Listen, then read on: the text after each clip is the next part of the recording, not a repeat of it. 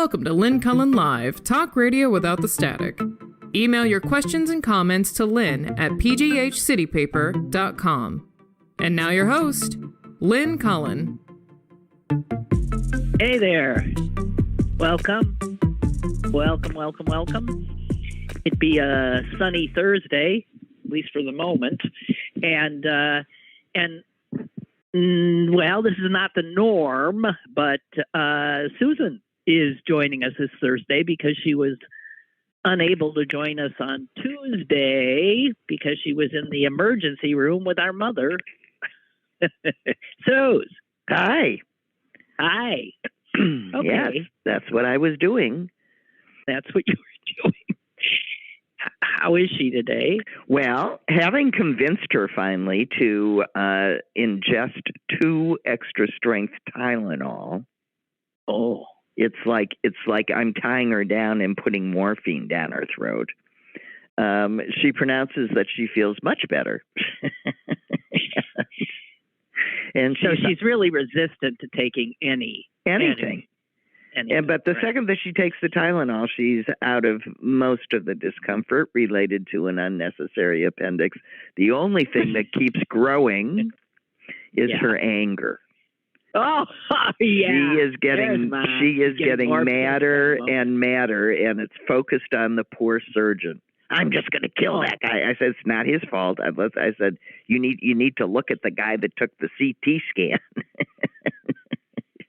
Well, who knows? No, where does the anger get her? I mean, well, that's what I said. I said, what good did it do you? You got stabbed 3 times, and you're going to get charged for it, and nothing changes even if you're angry. So, Yeah. And, I don't know. I mean, did she know this surgeon before, or did he just come out of nowhere?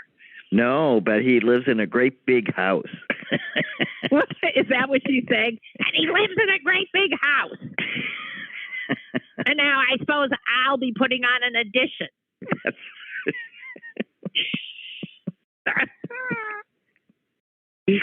Oh, God. All right. Well, all right, but she's pretty good. Good. I'm glad to hear it. Oh, my. Something, this time of year, I always am in denial.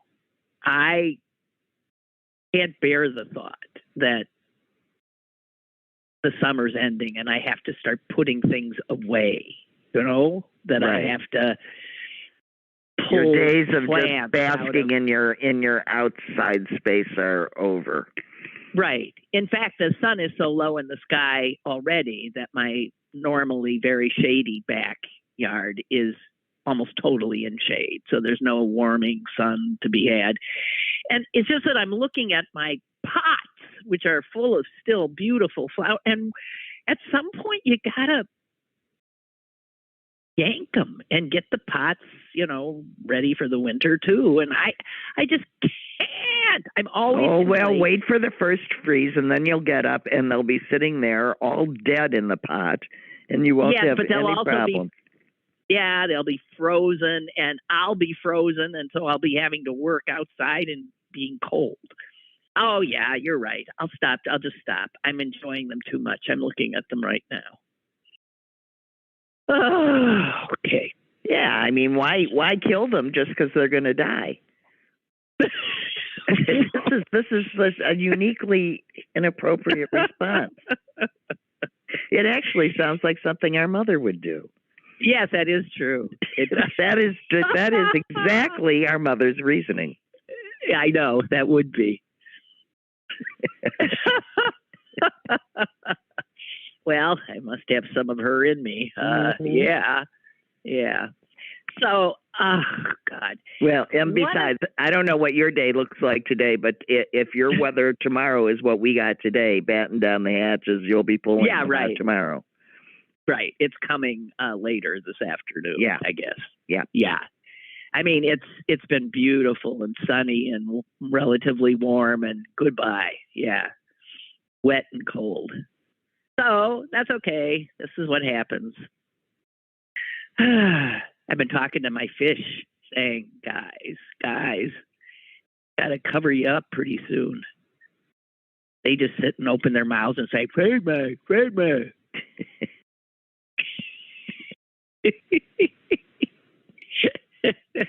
All right. All of your backyard playmates. It's my favorite place, and I've got to, yeah. All right, stop. Who cares? Shut up. Okay. Now, what are we going to talk about? Well, you saw. I've been putting this off because I mentioned it, I think, on Monday, and said that I would talk about it maybe on Tuesday with you, and then you weren't there, and then I didn't yesterday. So this is the last show of the week, and I'm sick of sitting around with this still on my list. So I want to go there because it's a ongoing story. There was a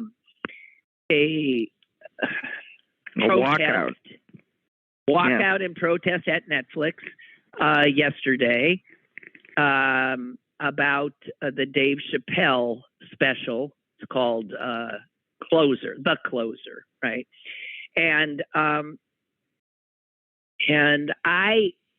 I watched it because I kept hearing about it, obviously, and that there were people very upset about it. And so I thought, I mean, what does that do? First, that's one of the funny things when people want to shut something up. This happens all the time. Yeah, when you want to cancel something, you cause so much attention that 1 million or 4 million more people watch it.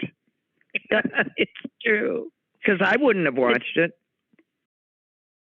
I probably would have because I just am a fan. I probably wouldn't have just because I'm hanging out with Mother and I have to stay up until she goes to bed to watch anything. Well, and she wouldn't.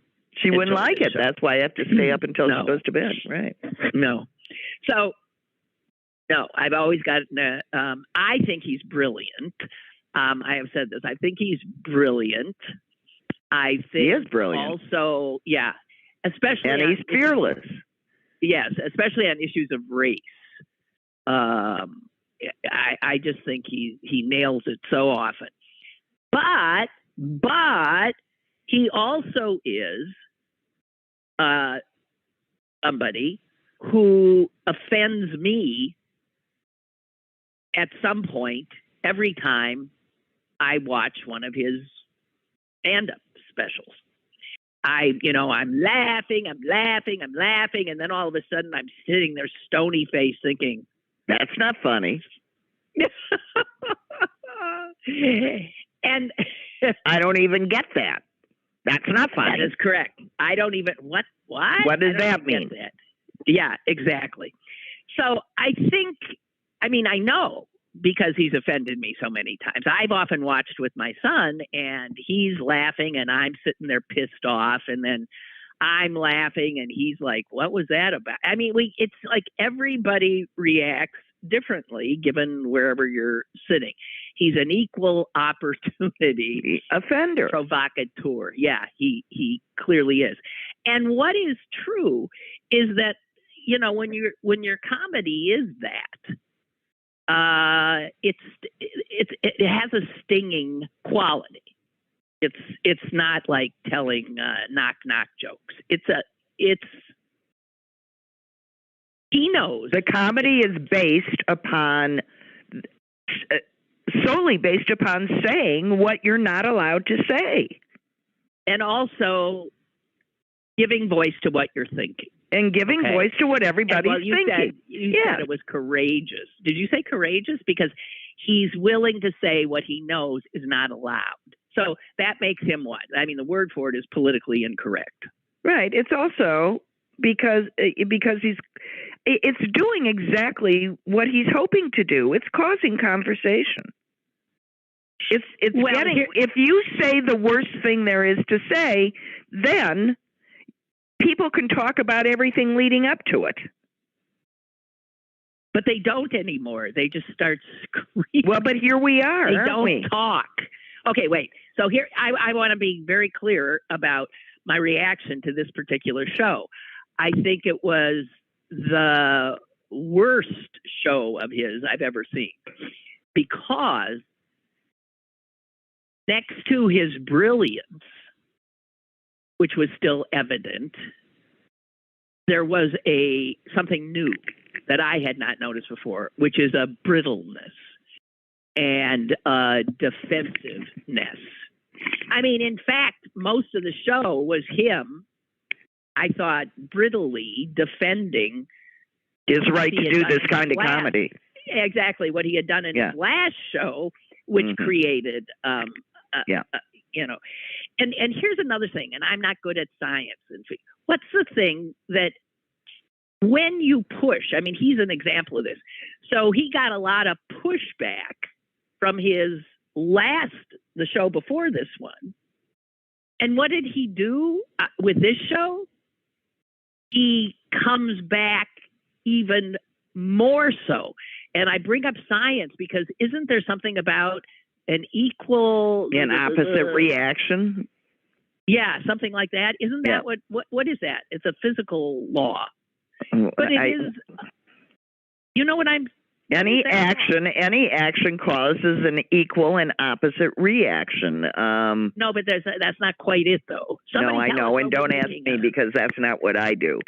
But yeah. But I am thinking that clearly what happened to him, and I understand it because I have the same kind of, I think, personality. Somebody tells me I can't do something, or you shouldn't have said that, or whatever. My immediate inclination is to do it again, and even more so.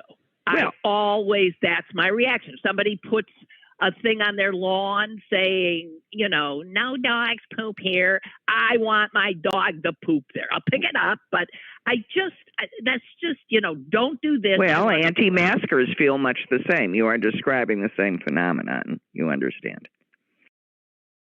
I'll clarify that. Don't tell me Don't tell me I have to wear a mask. Right. So that is what it is. It is an anti-authoritarian impulse. Somebody says you can't. Your parents say you can't. If something is taboo, it adds allure to it. You want more of it.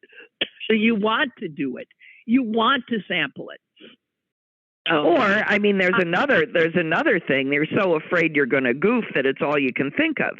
So, for example, in psychoanalysis, you're supposed to say everything that comes into your mind to your therapist. And one of my favorite stories of my early marriage to my husband is being at the symphony with him. He was a young psychiatrist in an analysis pursuing his psychoanalytic credentials, and he sees his analyst across the symphony lobby standing next to a woman that probably looked exactly like what was her name, Harrison in Wizard of Oz, the Wicked Witch. Exactly. Okay, not an attractive woman. And my husband goes white. And I said, he starts out white. He went even paler, and he says, "Oh no!" And I said, "What?" He goes, "She's ugly." And I said, "What are you talking about?" And he said, "I'm going to have to tell him." And I said, "No, really? What are you talking about?" And he says, "Well, I've seen it. I've thought it. I'm going to go into my session with him tomorrow, and there's going to be nothing I can think of except that his wife looks like the Wicked Witch out of the Wizard of Oz, and I'm going to have to tell him."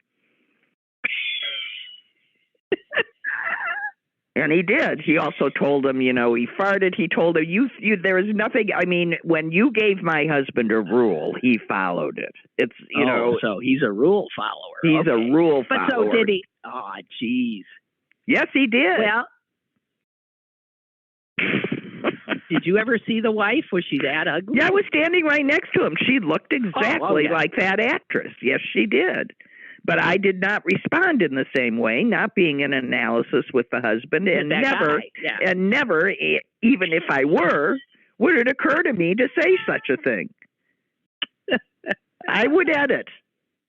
And he would not. I mean, these are. I gotta say, these are sort of instinctual and characterological responses. So you and Chappelle, to bring this back to where we start, we're pushback people, right? You're just pushback people, and if it's in your head, it's just not going to go away. It's going to come out. But you know, the other thing that we really need to talk about here is the First Amendment. Well, wait, before you get all into the First Amendment, because that seems like I want to talk a little, can we talk, okay, because we're going to talk about speech. Yeah, what can be said. Well, okay, let's go back to the special. This particular special I found sort of mildly amusing. He got me laughing several times, except when he's made the same remark twice about Jews, which honestly I didn't get and I didn't think was funny. And I said, pipe down, killer, it's your turn. You know, it's just, you know, and then he went on and got somebody else. Well, you know, the Jew thing, and let's stop there, because that, for some, you know, as I say, he goes after everybody. And at one point, he did this long story about extraterrestrials, and I didn't understand, and I really didn't. I didn't get it. Yeah. You didn't either? But no. That's interesting. So the punchline was space Jews. Space Jews. So guess who didn't get it? The Jews. Yeah. So and the joke came up twice, and then he brought it back again, and I thought, what the? Well, William Shatner's Jewish. Maybe it was about, but this was done well before Shatner went up. No, it had nothing to do with that. And somebody else said, "Oh, was he space Jews? He must have been talking about, you know, that Mel Brooks movie." No, laser. You know, she said that Jews with lasers cause the wildfires. Oh, right. But that's not what this is talking about. No, it wasn't. So it's interesting that you and I thought clearly what it was, because I wrote it down, was that these Jews, space Jews, were aliens from another planet. And I wrote, literally, he said they wanted to claim the Earth for their very own. So that was like the punchline: space Jews taking over the world. And I have to tell you, as a Jew, we were not amused. That's not funny. No. Just in my mother's lifetime, 6 million plus Jews were incinerated or otherwise killed and terrorized. And you know, you don't have to go back in your mother's time. You don't have. Well, you can go to Tree of Life Synagogue. Tree of Life, right? Exactly. So, and yet, okay, so there's that. So when people normalize, and I didn't freak. Susan didn't freak. We just said, huh? And I was aware, and I didn't like it. I thought, that's not helpful. It's not helpful. Well, it wasn't even. It didn't even seem to be funny. I mean, you know, the others I can see they hurt, but I can understand the joke. This I just didn't even think was funny. It was if saying the word Jew was funny. Well, saying the word Jew conjures this ready-made bunch of stereotypes that the whole world understands. Just immediately laugh, right? And we don't find funny to kill Jews. Right. It's okay. That's okay. Believe me. And it's allowing all of these people on the right now to co-opt the Holocaust and walk around wearing yellow armbands. You know. And we aren't supposed to find that offensive, you know. No. Speaking of symbolism like that, though, one of the things I did laugh at that he said had to do with the Women's March. He was getting on feminists. Because the feminist movement was a white upper middle class movement. Right. Right. And he points out the racism that's just endemic in the women's movement. Even going so far back as the abolitionists, all those white lady abolitionists, refusing initially to let Sojourner Truth join their cause, right? Join their cause. And that famous line of hers, if you've ever heard hers, the speech she gave, she did talk to him, uninvited, I believe. Mm-hmm. And she said, "Ain't I a woman?" So in his funny ha ha ha or not so funny act, he brings these historical realities out to make his point, to set up his next joke. He is traversing a real minefield when he does his stuff. But one of the things he then said, and I wrote it down, I think I got it, because I howled. He starts in on that huge women's march that happened. Yeah, I howled the too. day after Trump got whatever inaugurated, yeah. So he talks about all those women out there wearing pink crocheted uterus hats. And he said he can just imagine, the feminists saying, yes, and we're going to wear pink. I want everybody to wear a pink crocheted uterus hat so that they will know we're serious. He didn't say uterus. Yes, he did. He did? I think so. A pink crochet uterus hat, yeah. Okay. So that they'll know we're serious. I cracked. I did too. Because I hated those hats. I never had the nerve. I always think of myself as, if I have a thought, I share it. And I did not at the time push back with the fact that I thought those stupid crocheted pink hats were absurd. And make the cause appear silly. Silly. It certainly adds ammo. At the very least, unserious. Yeah, it seems unserious. Yeah. Excuse me. Yeah.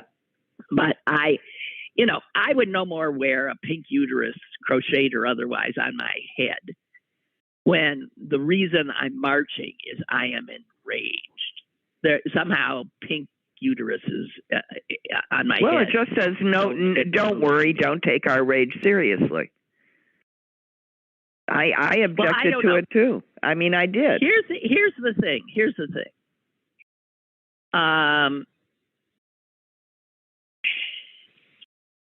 The show wasn't as funny as it usually is. No, it wasn't as funny.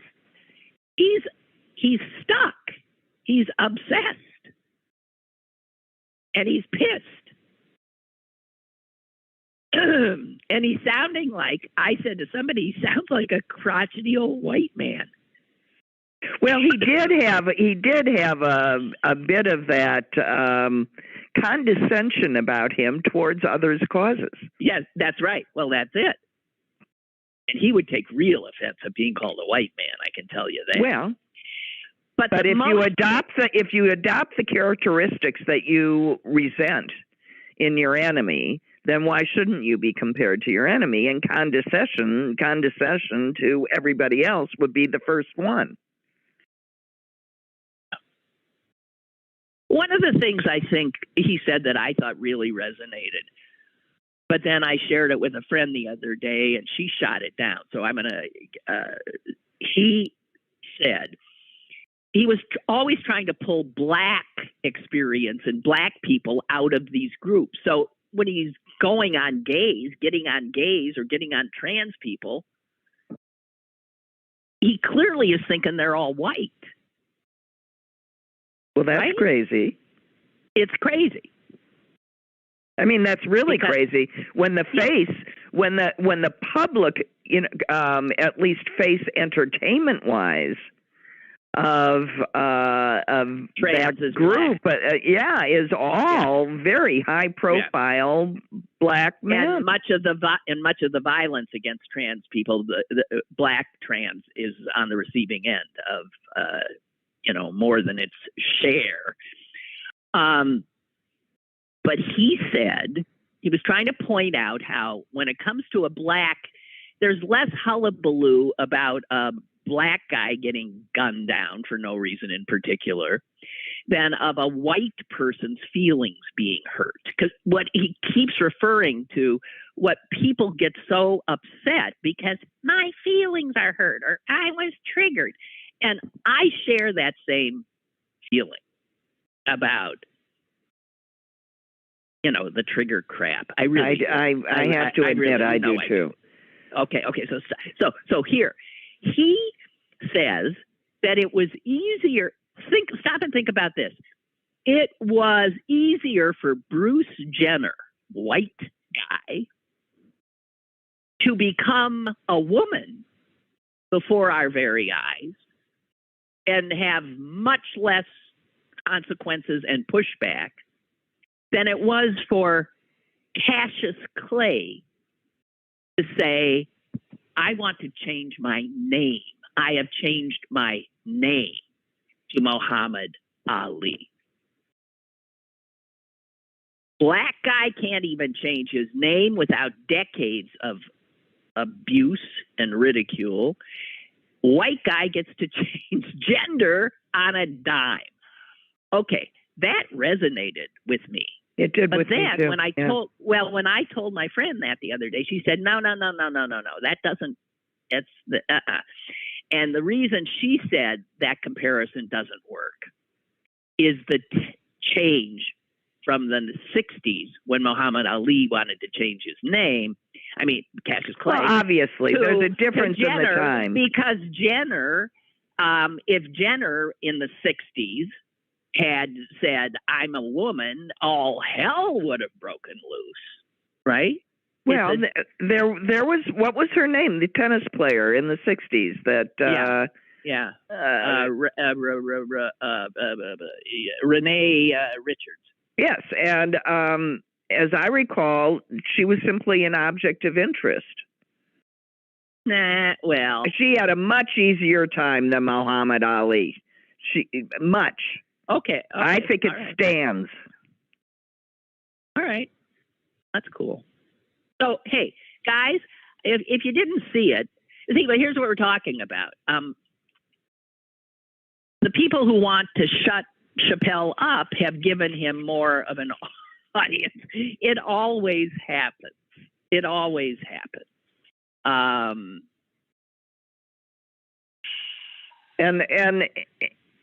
the one thing I understand their anger and their discomfort, but at a certain point, you have to join the ranks of the rest of us oppressed people and learn to look at yourselves and accept that the world isn't going to roll over for you. It doesn't. It just doesn't.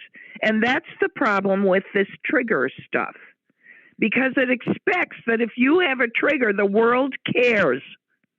And the fact of the matter is the world doesn't care. The world doesn't even know. You're just a speck. So you got to take care of yourself. You cannot expect everybody in the whole world to be very carefully and walking on eggshells because you have this whatever. And guess what? Whatever. We all have some whatever. Listen, the world, here's what I want to say, and this is when the trigger stuff started up years ago, what made me crazy about it. I mean, there's triggers and there's triggers. We aren't suggesting that you aren't supposed to behave appropriately in a polite society. But if you do that and you accidentally happen on a subject that is a trigger for somebody, remove yourself. I mean, that person is not out to get you. That person down. Right. This is what. Okay. So here's what I want to say. The world Here's what so many young people don't know, and I'm sorry if I sound like a crotchety old white lady, but because you are. I'm telling you a truth right now. The world is not a safe space. It's just not. Life is not a safe space. And you aren't even going to come out of it alive, for crying out loud. Yeah, cannot ever. You can't be. It's this thing about we need to be warned if something's going to upset us. We need to have safe spaces. Well, it has never, ever been true.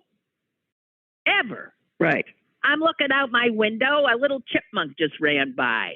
He'd tell you the world is not a safe space. Nature is not, well, kind. It doesn't care. Well, but this is what I'm trying, and to suggest and to teach people that it can be made so is not a service. We are animals that, like all other animals, like that little chipmunk, we are responsible for taking care and protecting ourselves from what my sister appropriately describes as a pretty scary world out there. Oh, yeah. And oh, yeah. Your responsibility is to protect yourself, and you are born with all sorts of skills innately to help you do that. But one of them is not to demand that nobody does anything you don't like. How would that end up working? Since we're all, it will end up not ever speaking a word. And what I'm finding is that a lot of people, and I know, engage in self-censorship all the time, not quite understanding why they're not supposed to say whatever it is they're not supposed to say, but they're just worried. And any time a social movement causes that measure of fear and censorship, my antennae go up. I have said over and over again, I don't like being told what I can or cannot say. I don't care. I don't want someone from the right to tell me. I don't want somebody from the left to tell me. And as we've already said, when you tell me I can't say something, the odds are I'm going to. There was a review of a book in the New York Times today called The End of Bias. It looks like it's very interesting. And it's about, it's by a scientist. That's impossible. Yeah, right. But the last line says this, that when we get to the point where we are, as we are in this country now, pretty much at each other's throats, we have reached the edge. We have reached an edge, the place where these two warring groups, and that the definitions of those groups can change, obviously, meet. There's a point at which we meet. And she says it is it's a space that's full of peril and it's fraught, but it can be the place of stunning fertility. And that only happens in the ferment there at the edge where we meet if we speak to each other. That's correct. If something new can grow. Silencing people prevents progress. Right. Yeah. Somebody, I mean, you can't give people compliments, without, you can't say, you certainly can never make a compliment that it says anything about a person's appearance anymore. That would just simply be. You know what? I still do it, and I'm sorry. Of course. Well, somebody put up a list of things that you should say instead, and I would puke before any of these came out of your mouth. Lynn, can I tell you, Your passion is contagious. I love how transparent you are. It makes you sound like a ghost. Your resilience is inspiring. I mean, what? These are the things you're supposed to say. What? I really admire your passion for self-exploration. I appreciate how authentically you show up. Oh, fuck. I assure you, I'm never going to say any of those things to you. And I might very well say, hey, your ass looks great in that. Yeah, and I'll say, thanks. Well, okay. Listen, if there you are. All I want to what? I accidentally clicked a button and I disappeared you, but I got you back. Okay. So I just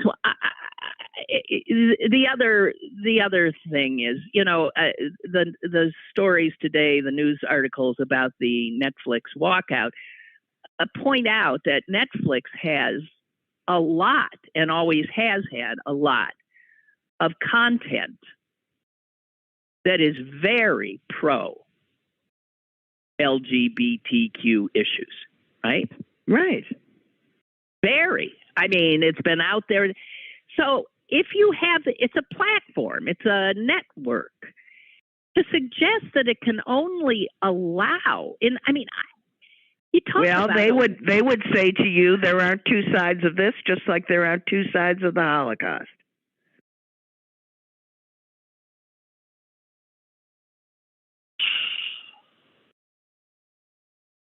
And I would say, hey, there's a lot of that content up. Don't you think there isn't?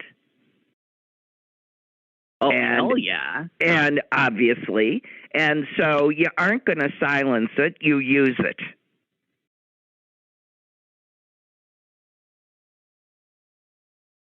I don't know. I don't either. But I agree with you. It was not his funniest work. He still made me laugh throughout. I didn't see any one group being treated any worse than any other group. Although he was obsessing on trans. Well, he was, because this was out there. Well, that's okay. So here's the thing. He did say there was one thing toward the end, which I actually found objectionable. And that was when he talked about his trans friend, a comedian.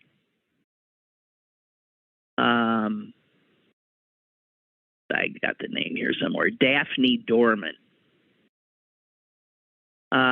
who he had opened for him on a few occasions, even though he said she wasn't funny. She loved his comedy. She loved it. And he makes a big point about talking about this trans woman, comedian, loved his stuff and was there when, other trans people were jumping on him, whatever. And then I forget how it happened. He's telling the story. She commits suicide. Yeah, she in the end she commits suicide. Yeah, she commits suicide. Is a true story. Yeah, and I didn't like the fact that he then, correct me if I'm wrong, but I swear he sort of put out there that he made a foundation, somehow helping her daughter. I forget what it was. It was like, it was like, and I'm such a good guy, this is what I did. Well, that whole part of the show was, you can't tell me. And you are telling us what a good guy you are. This was Dave Chappelle saying some of my best friends are trans. Well, I know, but it also was self-aggrandizing in that he wanted to show us what a stand-up guy he was. Good, yeah.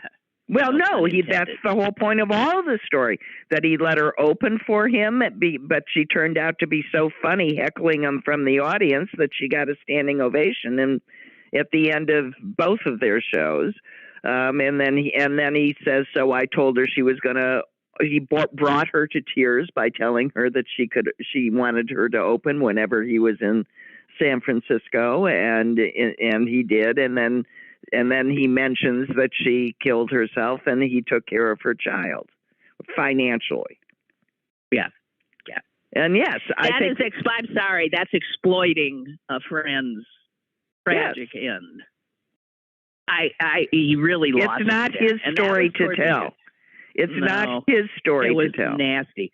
So, yeah, I'm not as big a fan of Dave Chappelle as I used to be, because I think he's lost his way a little bit because of his defensiveness and his need to let us know that he's actually a good person. But the point, but that as a comedian, that you're losing your way then. That's right. But so let the special up and let people see. Yeah. Let people see that this doesn't work for you, Dave. And they don't need the protests. The protests made us watch it, and we saw this doesn't work for you, Dave. But in this country, the fact of the matter is, it can't be silenced, and frankly, it shouldn't be silenced. It's safer to know who and where your enemies are and what they're saying. Oh, good, Susan. That brings me to something that was also in that review of the book on bias, because, of course, I can't find it now.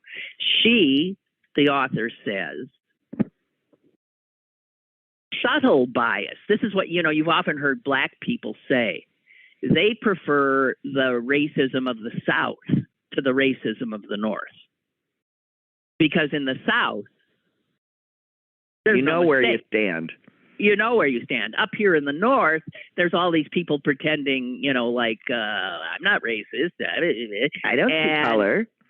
Right, exactly. So she points out that these more subtle biases can be much more detrimental than overt biases, because for the person that the biases are focusing on,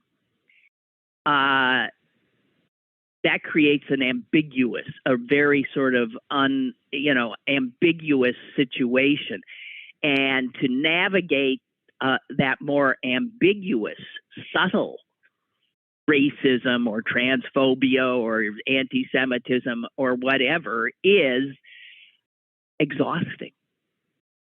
Yeah. Emotionally and mentally, and I'm sure even physically. Well, it's stressful. So, sure. Yeah. So I don't know. And all of this, I'm just so sick of all the anger. I can't take it. Which is why, Susan, I want to talk about Quince. As in the berry? Okay.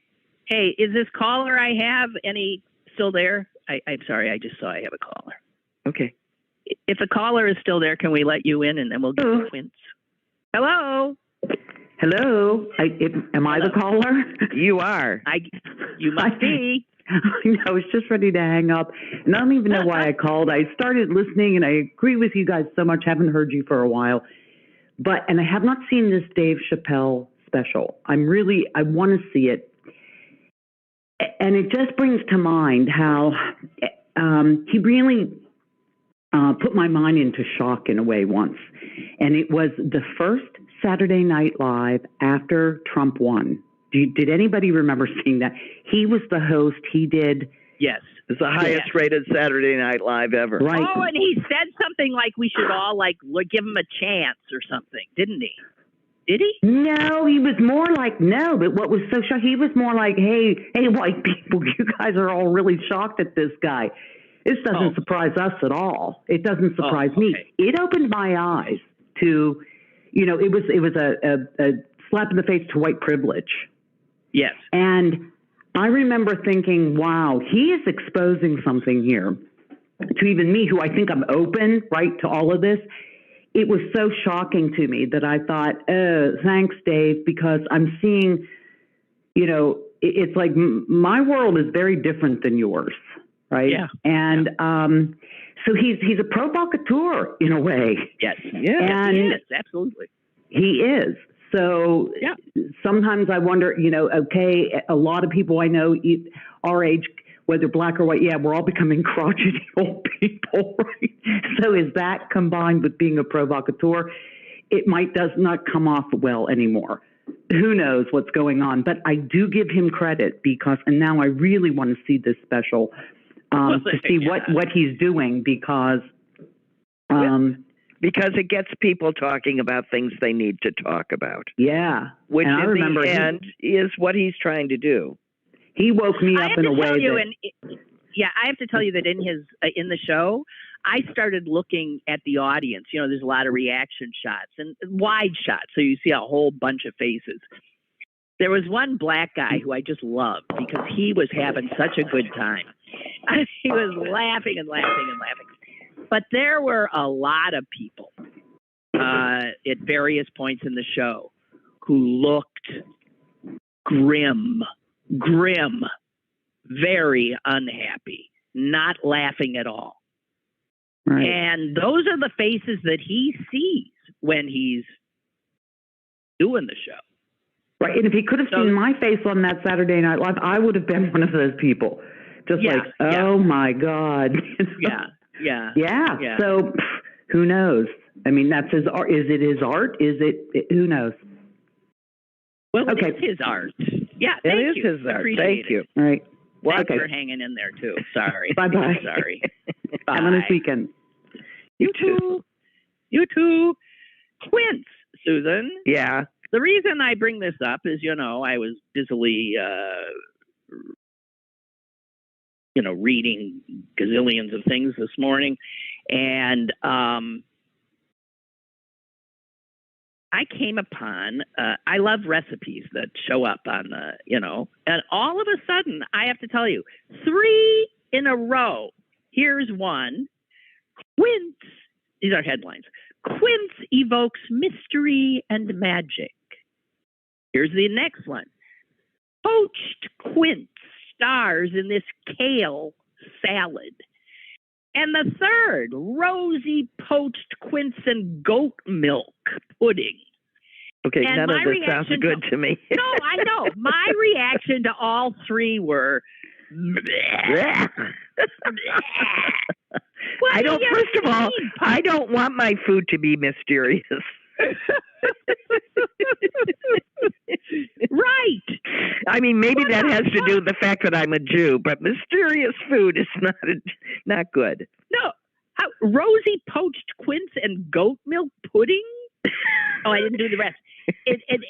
They pair for a stunning fall parfait. And I'm thinking, oh no, is quince going to be the next quail? I mean, kale. Kale. Kale. Anytime. Just when I learned how to massage my kale. Okay, yes, I'll have to learn what to do. I never massaged kale. Is it supposed to break it down a little bit? It makes it a little bit more tender, yeah. All right. Well, I wouldn't know a quince if I tripped on it. I don't slid across your kitchen floor on one. It looks, I think there's a picture here. It looks like I don't know. It looks more like a lemony thing. Mm-hmm. It says here in the mystery and magic that the heat turns the quince from woody to luscious. I want you to know. We'll take your word for it. I mean, geez. I don't know. Right. There are some ingredients I just don't care to learn about, and usually they're what shows up in the restaurant that ruins the dish. It's called the one too many ingredient rule. Yeah, and I feel like quince is that. The quince is the sole member of the genus Cydonia in the family Rosacea. See, it sounds like a disease already.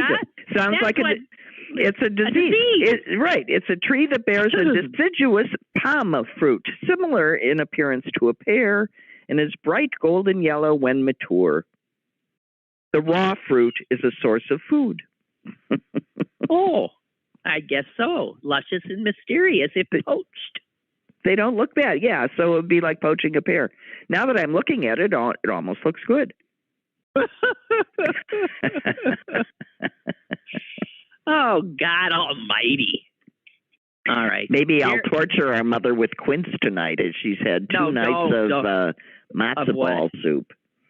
Oh, you're still making her eat the matzo ball soup? Enough. Well, it's just 2 nights. Okay, 2 nights. Surgery night and last night. Tonight I'll cook for her again. And then Sunday, one of the surgeons is cooking for us, and I hope she doesn't stab him. Well, he's not the surgeon who worked on her. No, but he also looked at the scan. He did too, and didn't. Well, the scan is the problem, and the scan was the problem when I almost died over at West Penn. Yeah, we're just relating this. If you go in with appendicitis that's diagnosed by a CT scan, this is apocryphal but true. In both cases, my sisters, it diagnosed a normal appendix because it had already burst. And in my mother's case, it diagnosed a appendix that was 2 to 3 times its normal size. But when they cut her open, possibly there might be a mass. Yeah, a mass in it, which is, of course, they might have just told me that, so I was grateful that she was fine. So I didn't want to sue them for doing an unnecessary surgery. That's true too. Everybody wants to know what this family of lawyers is going to do. And we go, oh, fooey. We're not doing. These are. Mother got so mad at me. I said, first of all, Mom, speaking as a lawyer, what are your damages? She almost killed me. I said, no, but it's true. We got to look at this. No foul. First of all, damages are calculated based on your the length of life, and your pain and suffering. And you're doing everything but jumping jacks. You were off the table and in the car in an hour and a half. So, I don't know what to tell you.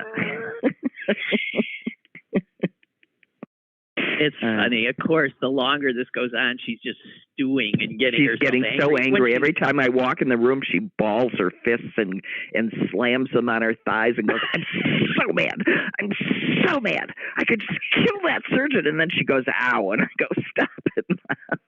Why? She's hitting her. Because she's flexing her torso, and her ab muscles are sore. And then she starts laughing, and we both start laughing, and that hurts even more. So that hurts too. Yeah. Laughing always hurts after surgery. Oh God, damn. So I hate to. I'm sitting here looking around, and I don't have anything other than. Oh wait. Wait, I have some emails. Why does it take so long for them to? Oh, Roger said in terms of compliments, here's an oldie but goodie. You have a great personality. Are you allowed to say that anymore? Is that okay? Oh, I have to tell you something my friend said. This is not somebody who's the other day. This is about this, changing world where, I was mentioning that I didn't even know what cis meant. 3 years ago. Right. Well, we've all learned a lot. We've all learned so much. Right. And you can't expect people who for millennia. You did too, by the way, know what cis meant. It was me. I was your baby cis. Your baby cis.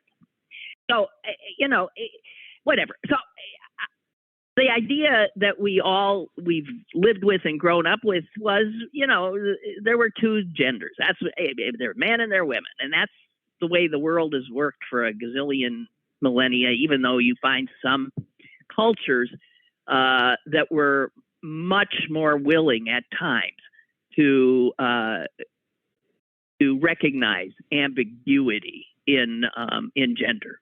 There are some, but they don't tend to be Western. White, Western, European, Christian, Muslim, They're stuck with men and women, right? So all of a sudden to be told that's just not true, there is this amorphous space in between, that is not something most people can just say, oh, okay. The internal struggles that a lot of people go through trying to come to terms with it. So a friend said to me the other day, she said, I can tell though that it's getting, she said, I remember like about as early as just even a year ago, that when I saw somebody who I couldn't readily identify as male or female, where I would have looked and thought, is that a woman or is that a man? And she said, and now I don't even ask the question. I just think it's a human being. Right. And I'm not focused, she said, on is that a man or is that, it is what it is. It is. Right. Why? And I thought, now that is progress. That is progress. Well, it is. And seemingly off subject, but when I was first married, one of the things that I enjoyed most was now looking at everybody as just another human being, not a sexual object, not a potential mate, just a person. And it was one of the real perks of a good marriage. I just didn't care about that anymore.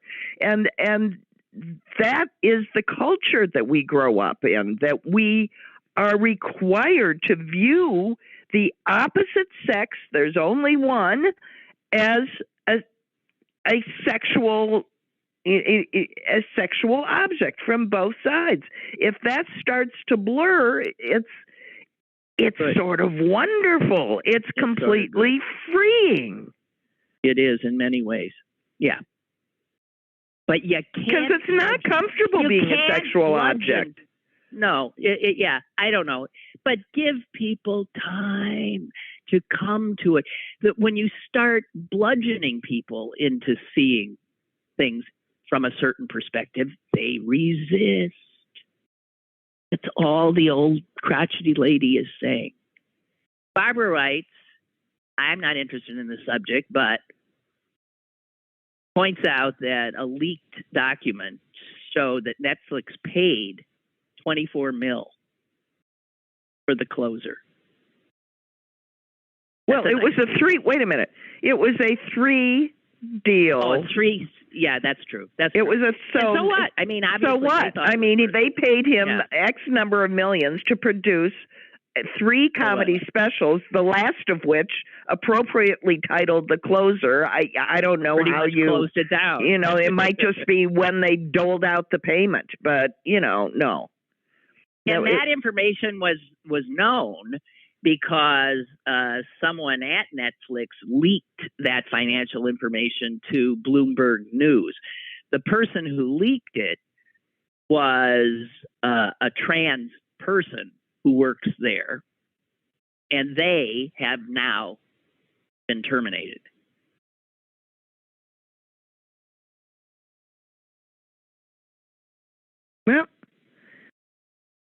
Well, I mean, I think that's the natural consequence of releasing an internal document. And if you take a political stand like that, you expect the punishment. Oh, well. Yeah, I know. It's tough, but there's a lot of people competing for equality these days. And it's not especially fair for one group to ask that they be treated even, better than all the other people that have been treated poorly in various ways for millennia. I do want to say this, that if the silencers have their way, there will be no more comedy. And there will be no change. Would agree. The only way you can. And comedy has always been the leading edge. Yep. Precisely by the way, because it's a platform that allows you to say the unsayable. Yeah. And you use laughter to diminish the discomfort. But it's been said, and once it's been said, it can be discussed and it can lose power to hurt. That's the problem. That's the problem with that whole triggering thing and hiding it. All right. You nailed it. Yeah, no, I'm going to say you nailed it. So let's end on that brilliant end, because I agree completely. Of course, if you don't agree, that's fine and dandy too. Yeah, call up. We won't take your call.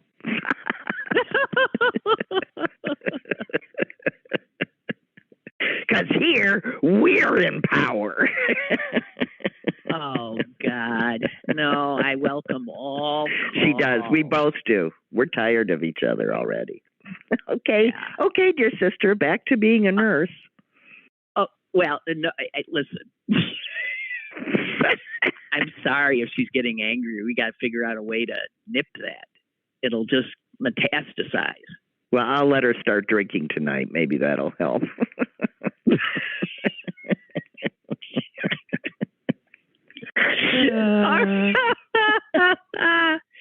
All right. Okay. Bye. Thanks, Suze. Bye. Bye. Okay, you guys. Bob's telling me that it's Doug Hurth's birthday tomorrow. It's a shame I won't be on. He says it's one of the most sacred days in Pittsburgh media. You know, it have been 75. It's strange. I never keep track of birthdays, so it's always a surprise to me. But I was thinking about Doug yesterday. Why was I thinking about Doug? Oh, because I was thinking about Lawrence Gaines, our friend and producer.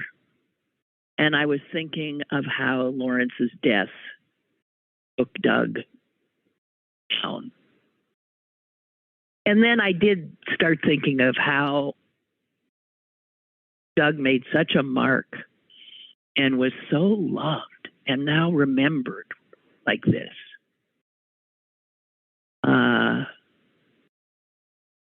Wow.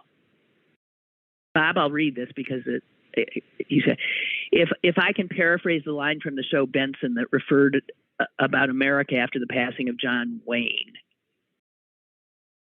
This city, in terms of talk radio, has gone to hell since Uncle Dougie died. I recall you being your show here on Pittsburgh City Paper 10 years ago, the day after the passing of Doug, when you shared so many memories, stories, and laughs. And my favorite memories of Doug was first meeting him downtown on the 4th of July on his way to a Pirates game. He did his radio show remotely from downtown while he was on WPTT. I loved listening to him so much. I listened to his Rock and Oldies show years before they embraced oh God, I know. On the contrary, what saddens me and all of us was that Renda Broadcasting gave him the heave-ho. That was the day when Pittsburgh Talk Radio died. Nothing would please me and his fans more than for you to honor your beloved late colleague by playing his signature tune to end his show, to end yours today. I wish I'd seen this sooner. Can't do it. Groucho Marx's rendition of Hello, I must be going. I came to say I cannot stay. I must be going. Oh. Bob says, rest in peace to one of Pittsburgh's talk radio's greatest of all times, Uncle Dougie, Doug Hurth. And he was. Thank you, Bob. And I'm sorry, you gotta let me know days before so we can dig up because I'm always late to the game. Thank you very, very much, and I'll be back on Monday. Okay, bye-bye.